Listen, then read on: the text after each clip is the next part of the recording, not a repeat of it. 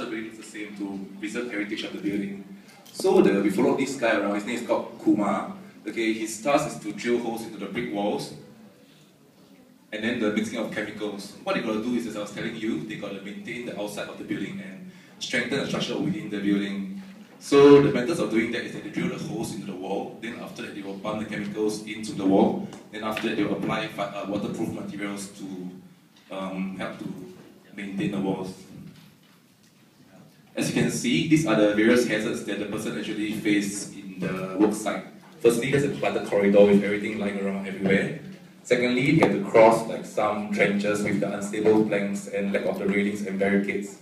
Thirdly is that there is a displacement of equipment after use. Sometimes you just leave it lying around.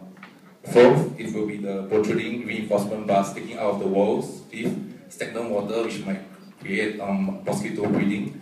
Sixth, poisonous chemicals that they are dealing with to strengthen the walls and the various chemicals that they are mixing. And lastly, it will be the lack of the support to prevent the trench from caving in when the workers are working inside. Yeah, you can see here, this is actually the map of the various hazards, and the x-axis that you see, they are actually indicating where are the various hazard points. So these are the various hazards that we have covered just now, and the control measures, we will address it later when we are making the recommendations. This is the body bag. Okay, from the eye, from the chemical exposures that they are mixing and they are pouring into the holes, it might cause eye irritation, and they are drilling the walls, it might cause noise-induced deafness. Nose allergy and irritation when they are drilling the walls, actually all the particles flying around, it might cause nose irritation. And when you breathe it right into the lungs, everything, it causes respiratory disorders from all the chemicals that are flying around. And because they are mixing the chemicals and pouring the chemicals in and everything, so it might actually cause irritation to their hand, and if exposed to the, like there's a hole in the glove or anything like that, they actually might cause abrasion and irritation to their hands.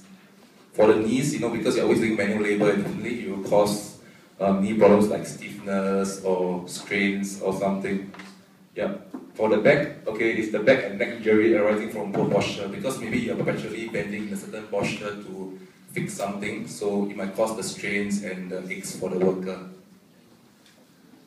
Okay, here are the recommendations that we recommend to fix up the hazards that we actually see. Okay, for the first one, the cluttered corridors, we can have regular area cleaning to make sure like everything is always clear and like not lying around, and also educate the importance of all this not cluttering to the workers. Okay, secondly, the security of the unstable walkway, because this what we're talking about is the bridges, the temporary bridges across the trenches.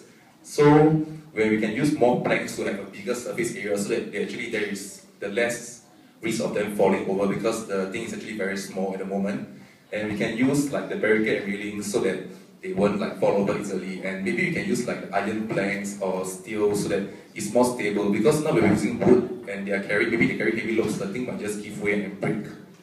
Okay, thirdly, check for the proper placement of equipment. This is to address the anyhow put everything everywhere. So we're going to return the equipment to respective positions after they use it. Next one will be the prevention of exposure of sharp edges. This is the one where you see the bar sticking out, because in the most epic case, maybe they will fall into it and the bar will poke through them, but that's really unlikely. So what you can do is that using the rubber studs to cover the top of the metal tip so that it might not accidentally scratch them or anything. And also like barricade up areas using this kind of like red and white tape so that like they won't go near the area and get themselves hurt accidentally. Okay, fifth, the stagnant water. So what we can do is that we check always for the potential pooling areas and make sure the water is cleared and also disinfected to prevent the breeding of mosquitoes. Six, the proper handling of chemicals, because they're always mixing the chemicals and like treating the holes to pour them in. What they can do is that they wear proper PPE, means that gloves, like everything is working order, and they're wearing gloves when they're working, like when they're wearing masks when they're drilling so that they don't breathe in the dust and everything. Lastly, the trench support. Okay, what this one means that is that the worker is working inside the trench, where it's like a deep trench. Then it's like if it's raining or anything, the thing might all come in and like landslide and cause the guy inside to be like buried alive. So what we can do is that if it's more than 1.5 meters, we can have steel or wooden planks to prevent it from caving when they are working inside.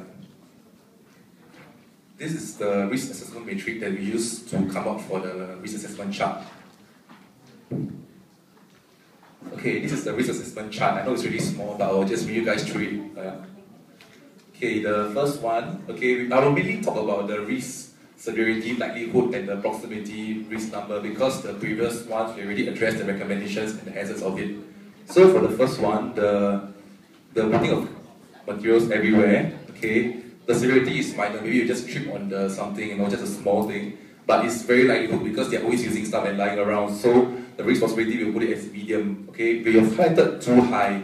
The number 2, okay, for the walking over the wooden planks. Actually, if you get yourself hurt, you fall into the trench, you will get like maybe crack your skull or something like that. So the severity is really major, and the likelihood is really quite high because they're always crossing over the planks. So we'll put it as high. That's one of the high. Trench drilling, okay, the severity will be major.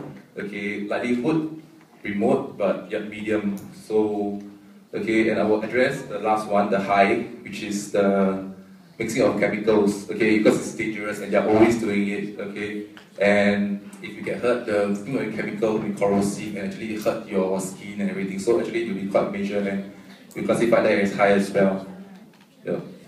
Yeah. And saving the best for the last, okay, is the good practices, okay.